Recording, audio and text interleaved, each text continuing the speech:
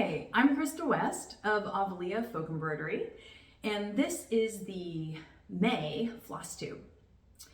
As you will notice, today I'm coming to you from the photo studio of Avlea Folk Embroidery, which is actually just the sun porch in my house that I've been slowly working on converting into a space to take photos. I've been really fighting the gloomy Pacific Northwest weather and I needed a solution. So anyways, I'll talk a little bit more about that in a minute. But before we get going, those of you who are new here, I'm Krista West. I am the designer and owner of Avlea Folk Embroidery. I specialize in embroidery kits and patterns that are inspired by traditional folk embroidery. I got my start designing with folk embroidery from Greece. And now I've branched out to other countries. I still love Greek folk embroidery, and that tends to be the majority of what I design. But now I also am doing Ukrainian designs, Latvian designs, Romanian designs, that kind of a thing. So you can find all of my stuff at the Avlea website. It's avleaembroidery.com. It'll be in the notes below. And if you want to just sort of follow along on my creative journey, then I recommend following me on Instagram. Big, huge, exciting news. I hit 10,000 followers on Instagram like a week ago. Oh my word. If you would have told me a few years ago when I literally had no social media accounts, I had no idea how the world worked, that I would be hitting 10,000 followers, oh my word, I would not have believed you. I was really scared of social media. It was actually one of those things that I was like, well, I think I can just ignore that. And no, I was not able to ignore that. And I actually discovered, I came to it very late. I was like 50 when I got an Instagram account, or maybe a little before 50. I had never had a Facebook page. I'd never had anything. I just sort of missed the boat on social media. I was really, really busy with my tailoring business at the time. I had very little free time. And so I didn't have an opportunity to like really dive into social media. And so setting up my Instagram account for Avlea so I could show my embroidery work was my first foray into social media. And I quickly discovered that I love the platform. I love it as a way to share photos, to kind of just quickly pop up a pic of like what I'm doing that day that might be interesting.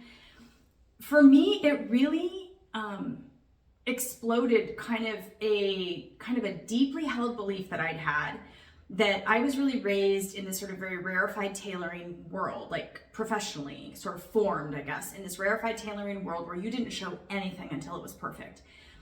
And I found social media very liberating with its whole kind of like embracing the behind the scenes and the imperfect perfect and not everything having to be, spot on, staged, beautiful all the time. That was really creatively freeing for me. So, yay for Instagram. Moving along. Let's see, what else is new? I have so much to share with you today. As you can see, I've got embroideries behind me, which I'm going to talk about some of these. I've got some new things coming up that I'll talk about. I have got new fun staging props to just show you because they're just fun. So a lot. So get comfy, grab your stitching, grab a cup of tea, all the things, because we're going to be here for a bit today. So first up, where did I put it? Oh, I literally have, you can't really see this, but I have stuff like covered. I have an old dining room table in here. Actually, here, let me just show you that. I have an old dining room table in here that's just like covered with all my stuff that just sort of, it's where I can take flat lay photos and get really good light. This room, actually, let me talk about the room for a bit. This room is just fabulous. It's the original sleeping porch of the house, and it has these, let me see, let me go ahead and just kind of go around here and see if I can do this. It has this amazing wall of windows that look out on our garage. It also, on the other side, it looks out over our neighbor's very pretty garden and part of our garden. So that's nice too. When we got this house about 6 years ago, it was in pretty rough shape. Every room, everything needed doing. And so we kind of took on this project of renovating this 1923 house. And we've discovered some really interesting things along the way. And the sun porch was one of them. The sun porch isn't really, even though it has a closet, it isn't super functional as a bedroom because it has no heating. There's like no heating in here. And we were kind of puzzling over that until the first summer rolled around and it was really hot in our house. and we had not gotten the air conditioning units in the bedrooms fixed yet. That was like on the docket. And suddenly we're like, oh my word, we're roasting. It was like, that summer, I want to say it got into like 102, which is really hot here for Oregon. Like for us, that's like, you know, we're little flowers. We're tender little flowers here. And we like can't handle anything over 80 degrees. So there we were, it was really hot. It was July. And suddenly we're like, okay, throw all the windows open. And we realized that the windows in this room are exactly positioned to be in a straight line with a window that's in the hallway out here. It's a little alcove. And there is this amazing evening breeze that comes straight through. The architect like had to know about it. And this room drops almost 15 degrees cooler in the summer than any other bedroom in the house. So it's kind of this amazing thing. But there's no heating and we didn't really need the room. So it's kind of just been this like little empty room off to the side for the longest time. I mean, you know, I painted it and we had to redo the windows here when we did all the other windows. And it just kind of sat here. And I was like, I wish we had something like nice to do with that room. And I was complaining last winter. It was about November. So we're really in winter and it's really rainy and cloudy and gloomy and it's virtually impossible to take photos. And we just don't get the natural light that I need. And I'm not really trained in like using all the artificial lights. And so I was really bemoaning this one day. And my husband's like, why don't you take the sun porch? He goes, I think even in the winter, you'd get really, really great light in there. And I was like, oh, that's a brilliant idea. And we had this old little dining room table from our previous house that we hadn't used and we just stuck it in the attic. One of our girls wanted it later on and we're like, okay, fine. So we just kind of pulled all this stuff together and now it's turned out to be this wonderful place for me to have. I've been able to do a lot more reels because I have much better light than I do in my basement workshop. So this is kind of the sun porch. So how about we talk about some stitching? Because I'm sure you guys were actually tuning in to talk about stitching, not about like my old house. But anyways, so let's talk about all the new releases first. And then I'm going to show you some of the stuff that's coming up. And what else? Oh, some cushions I'm going to show you, some old and new designs coming up. I did a bunch of cushion redoing, so I'll talk about that in a minute. And then I'll show you what I've got in process. That'll be fun. I just started a new project like about 5 days ago, so that'll be fun. So to start with, let's talk about this month's new release. This is Anthea. This is a beautiful table runner. It's actually a table runner, okay? So beautiful table runner. This is another one of these single motif table runners. I did one last fall, well, I think it was like August or September, the Redora table runner.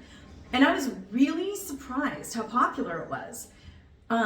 I love this style of table runner for a couple of reasons. One, they're not huge. So they're kind of great for like, well, I mean, this one is good sized, but they're, whoops, it's coming out of its little frame. They're narrower. So the great thing about them is they're great for like littler console tables, smaller homes, little tables, bookshelves, all that kind of a thing.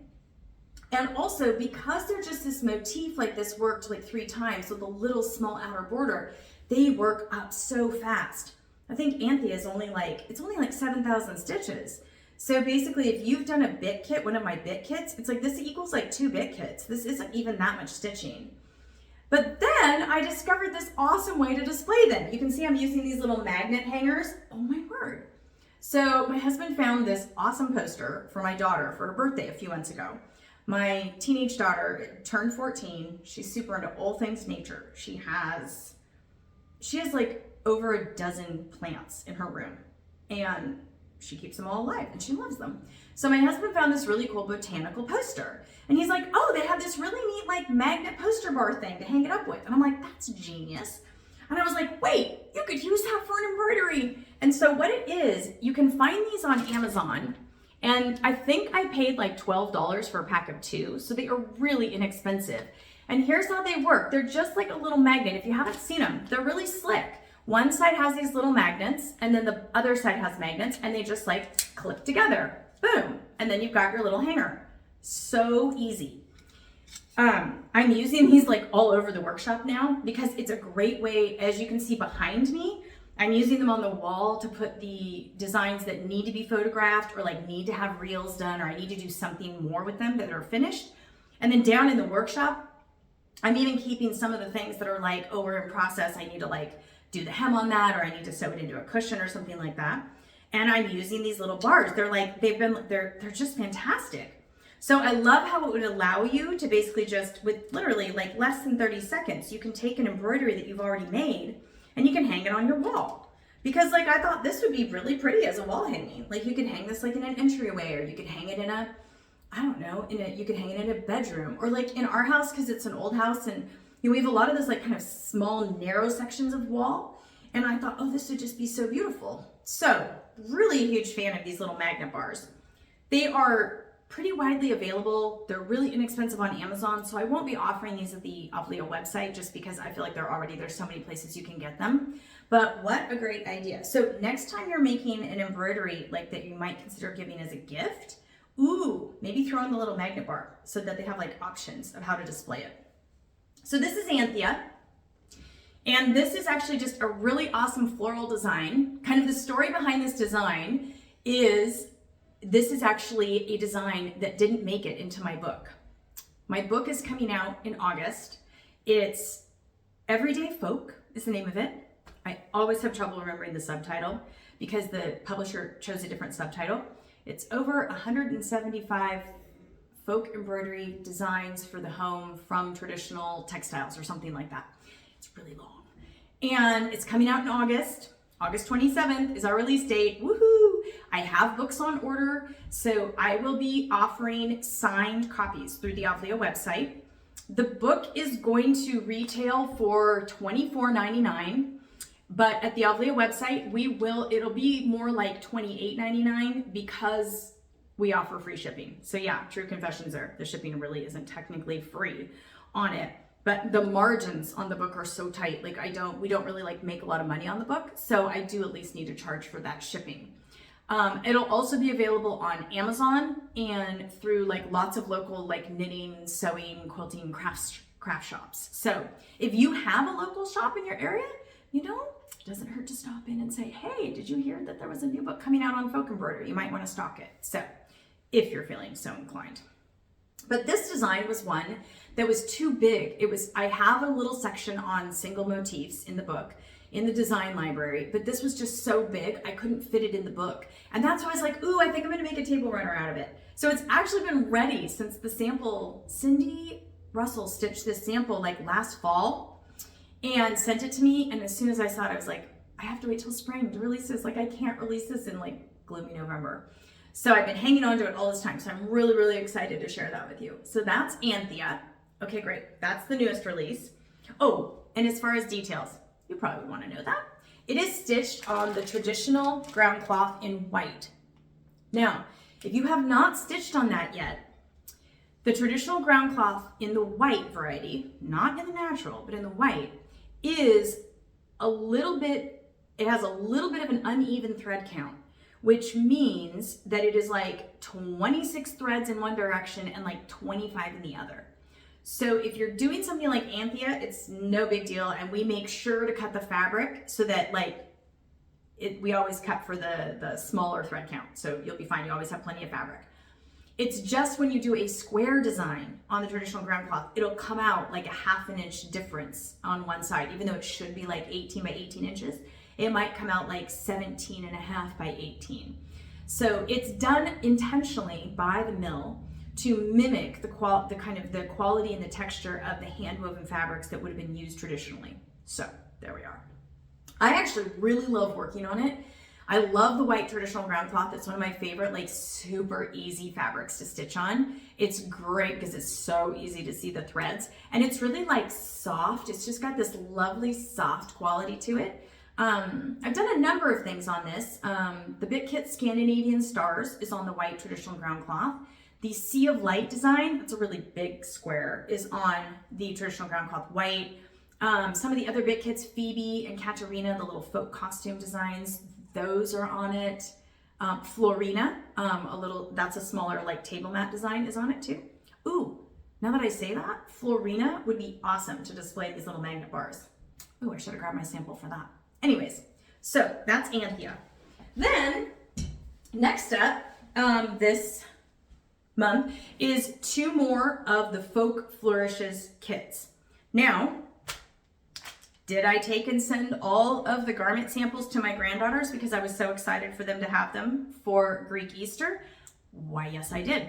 So I only have a couple of things to show you because almost everything I did in that kit, I did for my daughter and her little girls.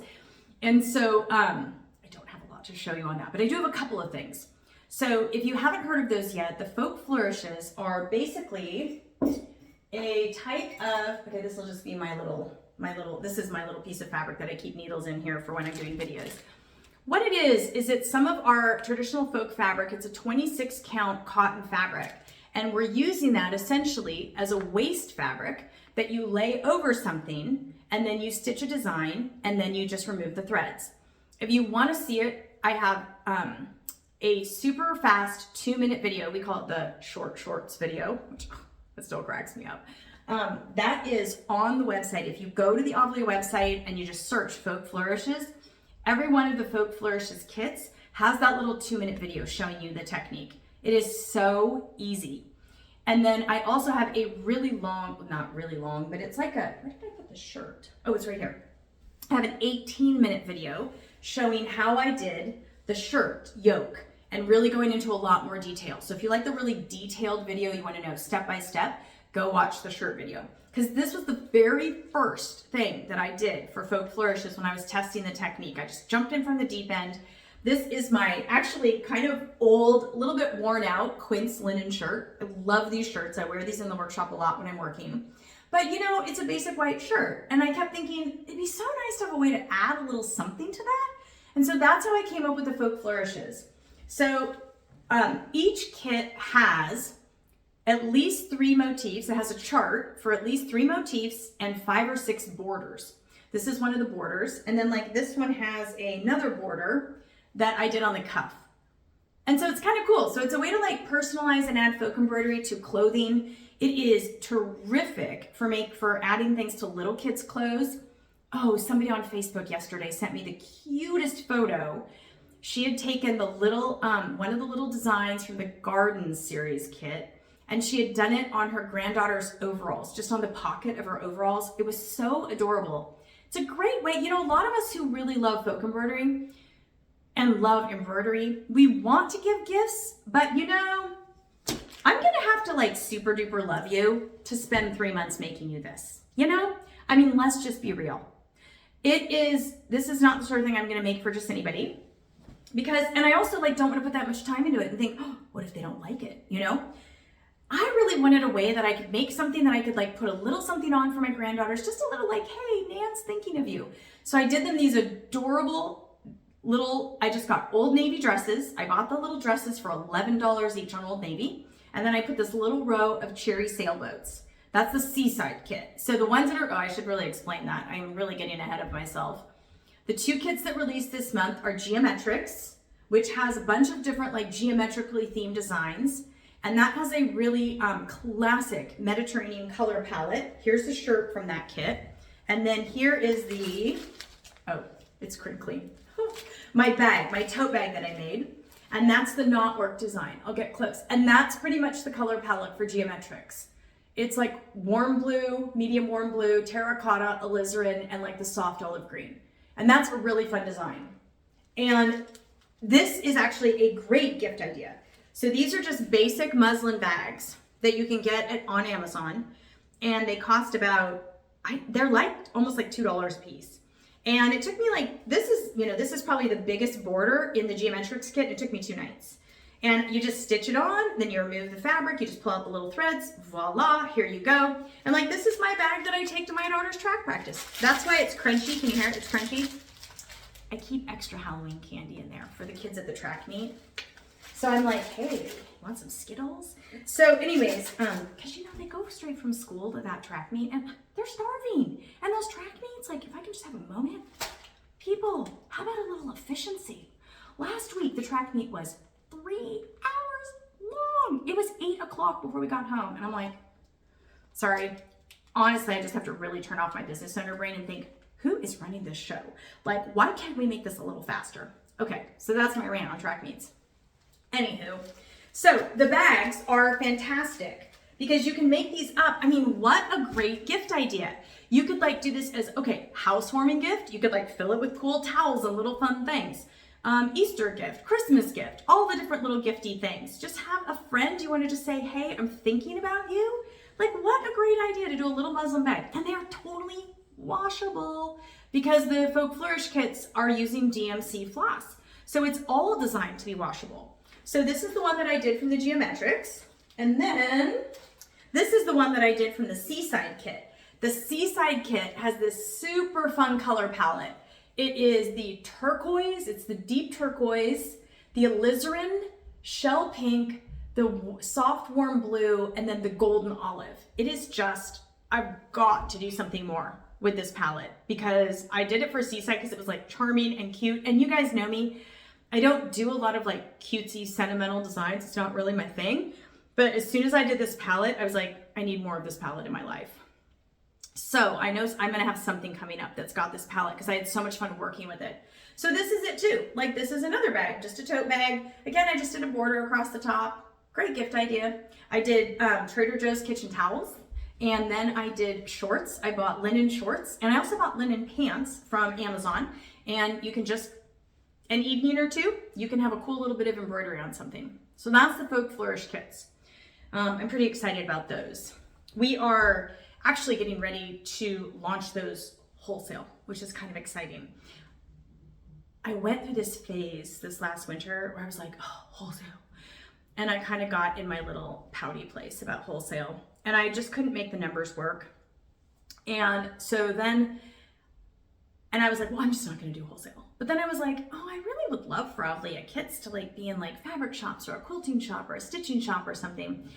And so then I kind of like just pulled on my big girl panties and just said, okay, you got to like figure this out. And I had a couple of friends. I'm in a really neat group of, it's a little mentoring group for women in the craft industry. And it's really been fun. I've gotten to meet a lot of amazing people, and it's just really inspiring because I feel like these people, they know my life. And they know like we have a lot of the same struggles and we have a lot of the same challenges, and it's so great to like feel like we're not alone in that, and like we can work through these things. And a couple of the gals were like, oh, you know, what about this with wholesale? And I was like, oh, that's brilliant. So I went back to the drawing board, and I'm working on some like very special packaging for items specifically for being like displayed in shops and things like that. So that's been kind of exciting. I feel like that was something that I had just sort of closed a door to, and then the door kind of got busted wide open again. So that was really exciting. I'm actually excited about that. And the Folk Flourishes are going to be a big part of that because it's a sort of like kit and project and technique that would do great in like a knitting store or a sewing store or a quilt shop or something like that. It's kind of one of these cross-pollination craft things, which we're seeing so much more of, you know. People are embroidering on their knit sweaters, or they're doing visible mending and embroidering their, you know, torn clothes and things like that. And I love this trend.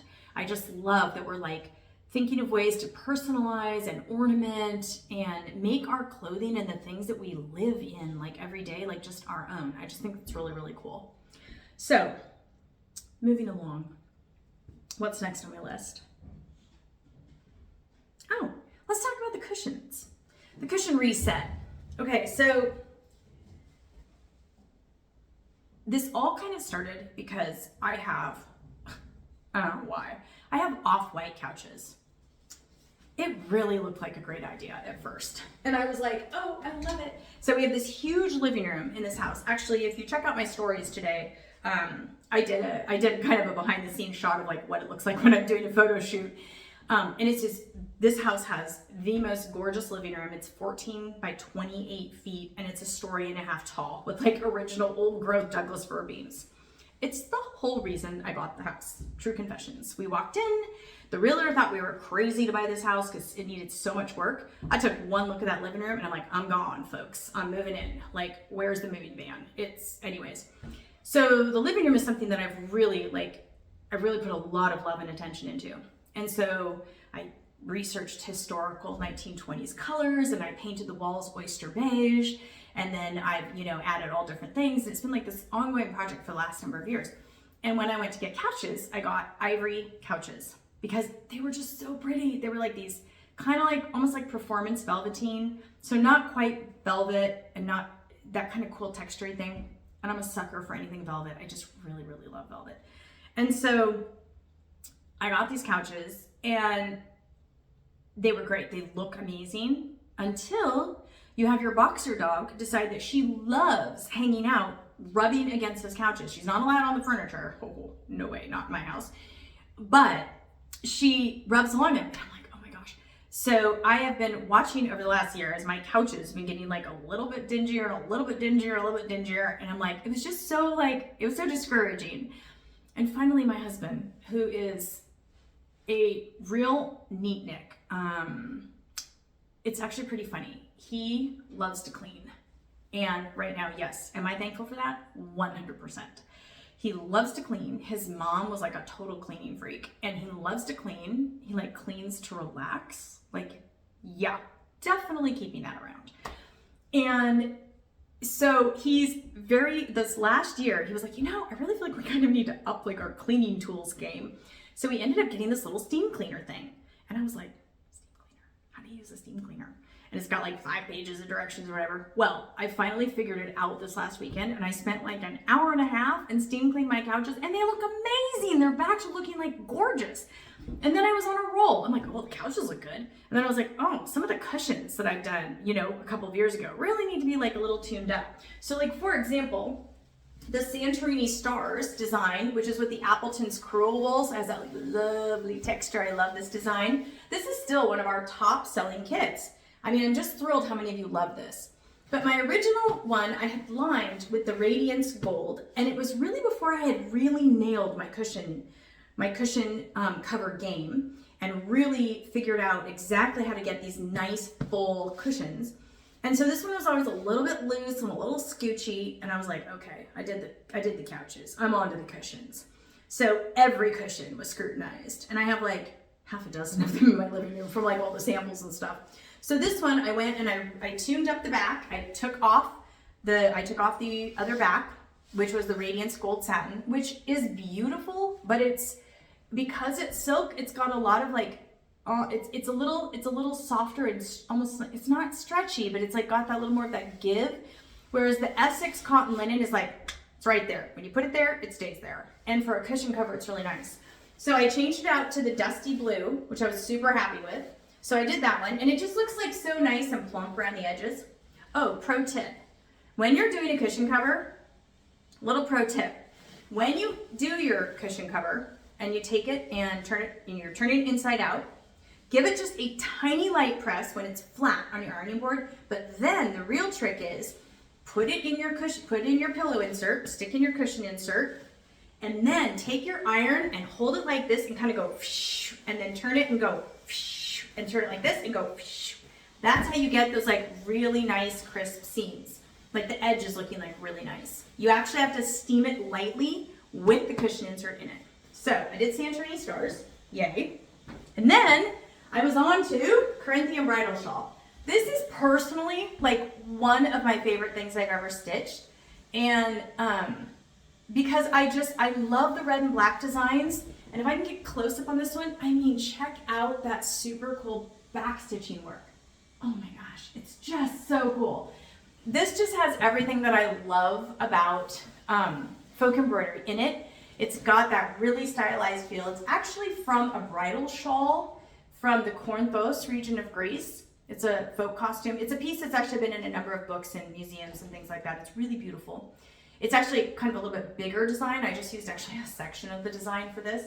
But this design I loved, but again, I had not quite gotten the cover right. Like it was a little bit off. It was before I knew the absolute vital importance of measuring your insert. When you're making cushions, always, always, always measure your insert. You would be amazed how many times a insert that is labeled 18 by 18 is actually 17 and a half by 17 and a half. Or it's 18 by 17 and a half. It's not quite square. So you really do need to measure them to really make sure that like you get this like plump, fabulous like pillow thing. Oh, and now that I see this too, like this pillow would look really cool like displayed like that. That would actually, wow, maybe I'm gonna like put it like that on my couch now. Maybe I like that better. Anyways, so I And I actually just rewrote my cushion backing kit instructions to like explain about that.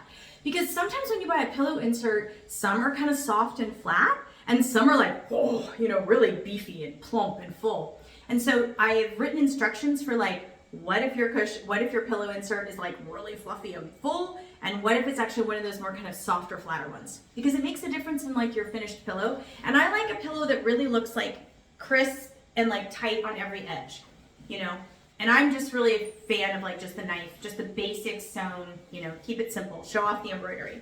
So anyways, so that's Corinthian bridal shawl, which I just got all new photos of. Oh, the light was with me yesterday. You heard the, may the force be with you. I feel like I should just say, may the light be with you. So I got really great photos, and I am going to re-release this, and I might actually call it Corinthian Floral. We're going to change the name. I just feel like the name is a little bit better. I did a little research, and I discovered that the Corinthos region of Greece is known for its wildflowers. And so I was like, actually, there's a whole bunch of little like floral designs all in here. So I wanted to honor that. So that one's kind of going to be re-released. We're just going to like redo the chart and everything like that. Okay, then, okay, that was those. So now, like, on to the works in progress. There is a lot in process right now for a number of reasons. One, it just happened to be one of those seasons where it was like every sample stitcher, like suddenly, it's so weird. Sample stitchers, it's like they turn things in waves. So I can have something out to somebody for like a year, and she may take a year to do it, and somebody may take 3 weeks to do something, and somebody may take 3 months, and suddenly like all 5 of them arrive in the mail within a week of each other. It is really unusual. I don't know what that's about, but it's kind of cool. So it tends to be this whole like, whoo, it feels like Christmas when we get this whole like, you know, batch of samples back. This design, I am super excited about. This design is a traditional Greek design that one iteration of it was in a vintage needlework booklet. And I saw it there and was like, oh my gosh. And it was I think it was only like half of it. And I decided to like mirror it because I thought it was so beautiful as a band. This is another one of those cushions that you could actually go like this, or you could go like this. I have yet to name it. I'm still working on the name for it, but I'm going to get close to it and see. This is just fabulous. Super classic color palette. This is a straight up folk color palette of 355 terracotta, 926 gray green medium, 310 black, and the 3032 medium mocha brown, the kind of taupey color. So classic. It's just like straight up folk. Great designs. I mean, look at those fabulous. I mean, it's just fabulous. I just love this one so much. It is on the 32 count parchment linen, which is a little, it's part of why you get this really lavish, amazing, almost like it feels like it creates its own textile of itself, is because it's on that smaller count fabric. I have like 1 bolt left of it, and I'm trying to source more. I think I found a lead, and I think I found it, but it may take a little bit to get here. So I've got to wait till I make sure that we have the fabric before I can release this one. And if for some reason we can't release it on the parchment, we'll probably just release it like on the vanilla linen. But I really do like it on the parchment because it gives that kind of like aged, kind of antique-y feel, which I really like. So this one's coming up, again, to be named. Still trying to figure out a name. I just feel like this one I want to really take my time because it's so gorgeous. I love this one so much. Plus a great pattern, like this is a really great like resource pattern. So like this would be a great one to get. It's almost functions like as a sampler because you've got this little individual motif, you've got this border, you've got this border, and you've got this border. So really, really gorgeous example of like centered band designs that are made up of multiple borders in folk embroidery. I feel like that's just one of the genius things about folk embroidery is how it takes all of these different elements and like puts them together, and it's just like, wow, sum is greater than its parts kind of situation. So this one's coming out.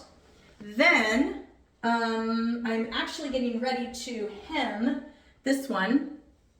I think I might have showed this one last month. I can't remember if I did. This is Delian Leaves. This will be a table runner. Fabulous design. This design is actually found in a lot of folk embroidery traditions. I've seen it in Yugoslavia, in Hungary, in Greece. I in Romania. I've seen it lots and lots of places, that just huge kind of broadleaf design with those big flowers. It's really bold, really fabulous. If you have somebody that really loves nature, I kind of feel like this is the one for them. Also, another great design that I will finish it as a table runner, but it would also make a fabulous wall hanging. Ooh, yes, it would. I'm already like trying to figure out. This one actually, my sample stitcher won't back, but I was like, ooh, maybe I need to put this one on my personal list. I just love this one so much. Really bold. I love these very, very bold designs. This was another design that was too big to fit in the book. And so I decided to release it as a kit. So that's coming up soon. I'm going to be doing, I've been waiting till the light's good so that I can be doing I'll do a reel on doing the drawn thread hem, kind of a quick just overview of how to do drawn thread hemming, a reel for that. So hopefully I'll get to that maybe today, fingers crossed. And then behind me, you can see a couple of things that are coming up. The one over here that is actually, I'm not going to totally show you yet because it's so awesome, is actually, well, okay, fine, I'm going to show you because I can't help myself. Okay, so this one is a design called Vlachernai Peacocks. And it is this fabulous table runner with these amazing peacocks. Just incredible. I love this design. It's actually from a vintage Greek needlework kit. And the original was worked on kind of this like beigey canvas with black and red and gold. And it was so high contrast and I just didn't love it. And so I changed up the colors dramatically. I really wanted to evoke the real jewel tone colors of Byzantine mosaics. And Vlachernai is one of the palaces, it was one of the historic palaces in Constantinople. And peacocks were a symbol of the Byzantine emperor and of the empire. And so, and they're just they're very rich with symbology. They symbolize immortality and heavenly things, and like they're just very, very rich symbolically. And so for this one, this design, I'm pretty excited. I stitched the table runner design, but that one of our sample stitchers actually stitched it's a smaller version of it. It's still the peacocks, but the border is a little bit smaller and it's only one set of them. And it's a single little wall hanging. So it's about half the work. It's a little quicker, faster stitch, but you still get to like totally enjoy these fabulous like peacocks. So that one's coming soon. And I got awesome photos of it yesterday. My photography has been, for those of you who've been with me from the beginning, oh my word, I cringe to think of my early photos.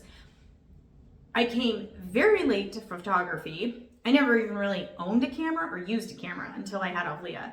So, I mean, seriously, my kids, like, our family photo books are like, you know, really small.